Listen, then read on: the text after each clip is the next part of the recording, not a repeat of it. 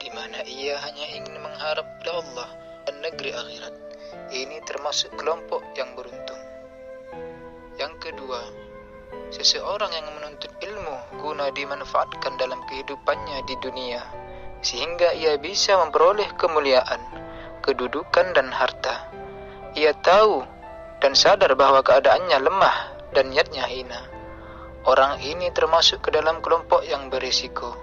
Jika ajalnya tiba sebelum sempat bertaubat, yang dikhawatirkan adalah penghabisan yang buruk, su'ul khatimah, dan keadaannya menjadi berbahaya. Tapi, jika ia sempat bertaubat sebelum ajal tiba, lalu berilmu dan beramal, serta menutupi kekurangan yang ada, maka ia termasuk orang yang beruntung pula. Sebab, orang yang bertobat dari dosanya seperti orang yang tak berdosa. Yang ketiga, seseorang yang terperdaya oleh setan, ia pergunakan ilmunya sebagai sarana untuk memperbanyak harta, serta untuk berbangga dengan kedudukannya dan menyombongkan diri dengan besarnya jumlah pengikut. Ilmunya menjadi tipuan untuk meraih sasaran dunia. Bersamaan dengan itu, ia masih mengira bahwa dirinya mempunyai posisi khusus di sisi Allah karena ciri-ciri, pakaian, dan kepandaian berbicara yang seperti ulama. Padahal ia begitu tamak kepada dunia, lahir dan batin.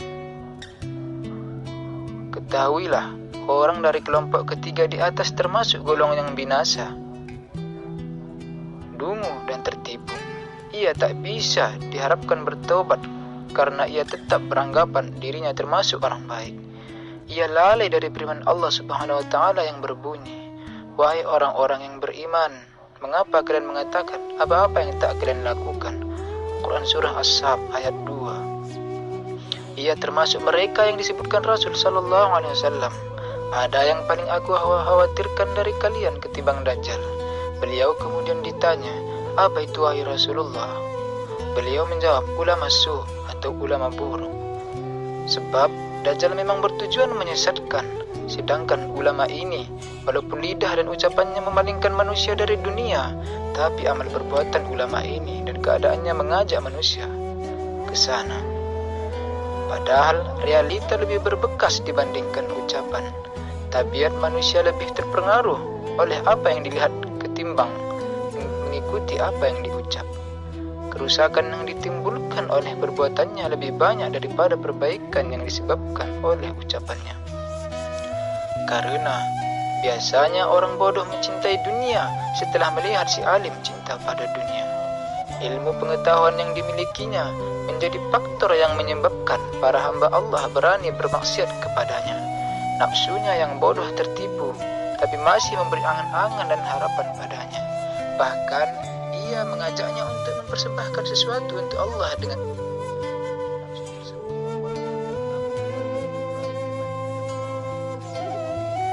maka dari itu, jadilah engkau termasuk golongan yang pertama.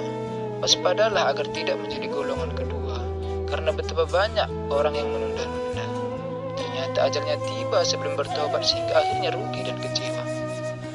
Lebih dari itu, waspadalah jangan sampai engkau menjadi golongan yang ketiga, karena engkau betul-betul akan binasa, tak mungkin selamat dan bahagia.